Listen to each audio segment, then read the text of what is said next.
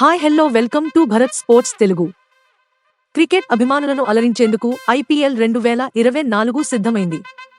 మార్చి 22 నుంచి 17వ సీజన్ ప్రారంభం కానుంది.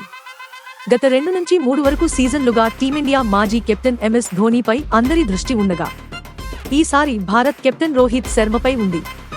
ముంబై ఇండియన్స్ జట్టును 5 సార్లు ఛాంపియన్గా నిలబెట్టిన హిట్ మ్యాన్ ఐపీఎల్ 2024లో హార్దిక్ పాండ్యా కెప్టెన్సీలో ఆడనుండటమే ఇందుకు కారణం. కెప్టెన్సీ బాధ్యత లేని రోహిత్ కేవలం బ్యాటర్గా మాత్రమే బరిలోకి దిగనున్నాడు. ఈ నేపథ్యంలో హిట్ మ్యాన్ ఎలాంటి ప్రదర్శన చేస్తాడు అని అందరిలో ఆసక్తి నెలకొంది. ఐపీఎల్ 2024 మినీ వేలం సమయంలో గుజరాత్ టైటాన్స్ నుంచి ముంబై ఇండియన్స్ కి హార్దిక్ పాండ్యా వచ్చిన విషయం తెలిసిందే. ఆపై ముంబై జట్టు పగ్గాలు రోహిత్ శర్మ నుంచి హార్దిక్ కు వెళ్లాయి.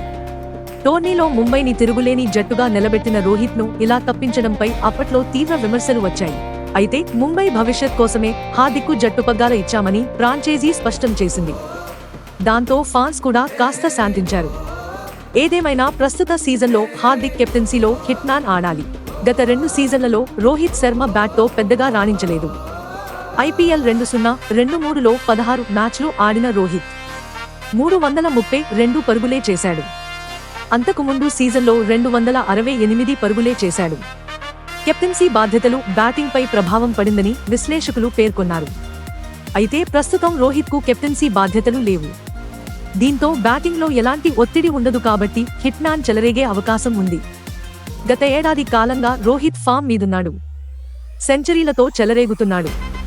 అదే ఫామ్ ఐపీఎల్ 2024లో కూడా కొనసాగించాలని ఫాన్స్ కోరుకుంటున్నారు. జట్టుకు టైటిల్ అందించడంలో రోహిత్ కీలక పాత్ర పోషించి తన సత్తా ఏంటో చూపించాలని అభిమానులు ఆశిస్తున్నారు. విరాట్ కోహ్లీ గతంలో ఆర్సీబీ కెప్టెన్సీ బాధ్యతలు వదిలేశాక రెచ్చిపోతున్న విషయం తెలిసిందే. ఇలాంటి స్పోర్ట్స్ అప్డేట్స్ కోసం like, share, subscribe to Bharat sports Telugu.